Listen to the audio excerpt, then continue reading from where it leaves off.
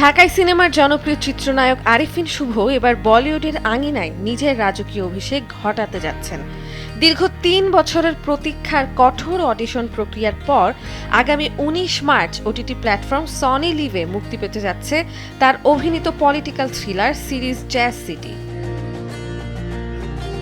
অনেকে মনে করেছিলেন পরিচালক সৌমিক সেনের মাধ্যমে শুভর এই যাত্রা শুরু, তবে নেপথ্যের গল্পটি বেশ রোমাঞ্চকর। শুভ জানান, প্রায় ৩ বছর আগে নেপালে থাকাকালীন প্রখ্যাত কাস্টিং ডিরেক্টর মুকেশ ছাবরার একটি মেসেজের মাধ্যমে এই যাত্রার সূত্রপাত।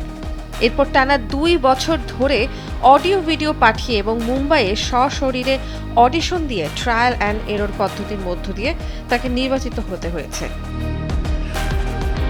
জ্যাজ সিটির প্রেক্ষাপট তৈরি হয়েছে ১৯৭১ সালের মুক্তিযুদ্ধকে কেন্দ্র করে। ৭০ দশকের কলকাতার একটি জ্যাজ ক্লাব ও সঙ্গীতের আবহে বাংলাদেশের স্বাধীনতা সংগ্রামের এক অজানা আখ্যান উঠে আসবে এই সিরিজে। সিরিজটিতে জিমি রয় নামক কেন্দ্রীয় চরিত্রে অভিনয় করেছেন আরিফিন শুভ, যাকে ট্রেলারে দাবার ঘোড়ার সঙ্গে তুলনা করা হয়েছে।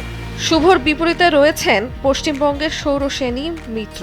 বিশেষ বিষয় হল, সনি লিভের ইতিহাসে এই প্রথম কোন সিরিজ হিন্দি ও ইংরেজির পাশাপাশি বাংলা ভাষায়ও মুক্তি পাচ্ছে। বাংলা, হিন্দি, উর্দু ও ইংরেজি এই ৪ ভাষায় নিজের দক্ষতার স্বাক্ষর রেখেছেন শুভ। ২ বাংলার দর্শকের প্রত্যাশা, জিমি রয় হয়ে আরিফিন শুভ বলিউডের এই নতুন মিশনে এক অনন্য মাইলফলক স্পর্শ করবেন।